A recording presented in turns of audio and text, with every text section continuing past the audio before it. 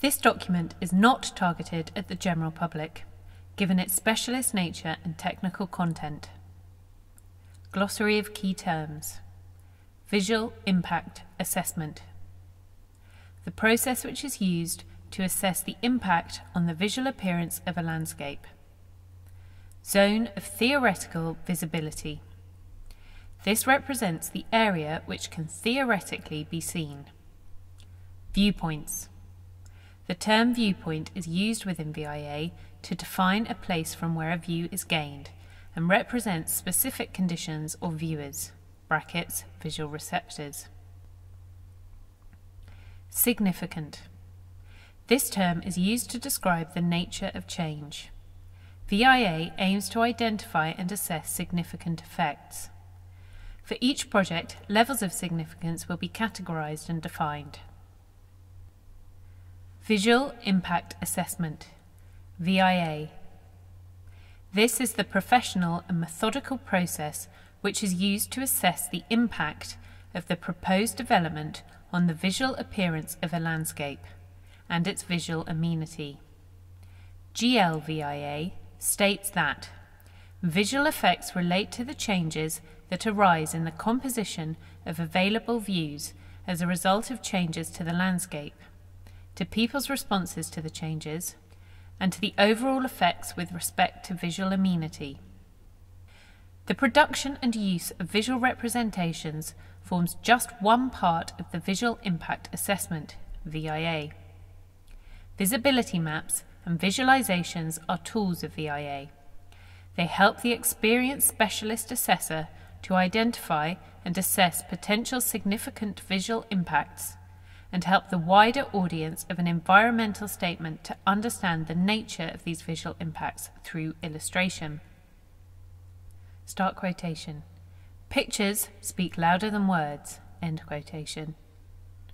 Images are an incredibly powerful medium in conveying information, both positive and negative, and in capturing our imagination. The visual assessment, however, involves much more than just looking at pictures. While images are very powerful and useful in communicating information, they can never tell the whole story. They can never replicate the experience of seeing in the landscape. Whether they are photographs, maps, sketches, or computer-generated visualizations, and prepared to the highest specification and skill possible. It is important to stress that visualizations, whether they are hand-drawn sketches, photographs, or photomontages, will never appear true to life.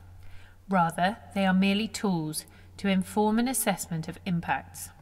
And, like any tool, their application requires careful use. Interpretation of visualizations always needs to take account of information specific to the proposal and site, such as variable lighting, movement of components, seasonal differences, and the movement of the viewer through the landscape. Thus, visualizations in themselves can never provide the answers. They can only inform the assessment process by which judgments will be made. Some visualizations will directly inform judgments made within the VIA, while others will be used for general illustrative purposes. Their common aim, however, is to help inform judgments on the potentially significant effects on the landscape and the visual resource.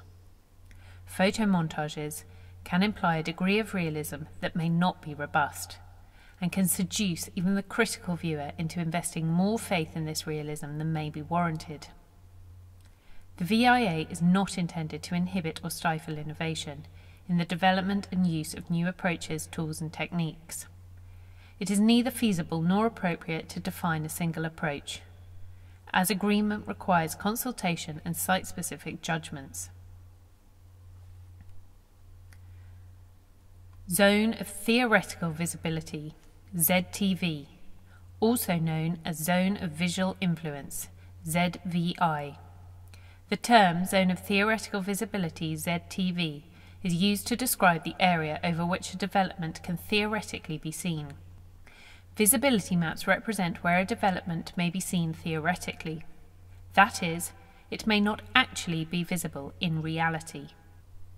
The maps indicate potential visibility only. that is, the areas within which there may be a line of sight. They do not convey the nature or magnitude of the visual impact. For example, whether visibility will result in a positive or negative effect, and whether these will be significant or not. The ZTV can be said to represent a worst-case scenario, what could potentially be seen given no intervening obstructions and favourable weather conditions. Care needs to be taken when assessing this kind of information, as its accuracy is limited by the constant change in landscape conditions.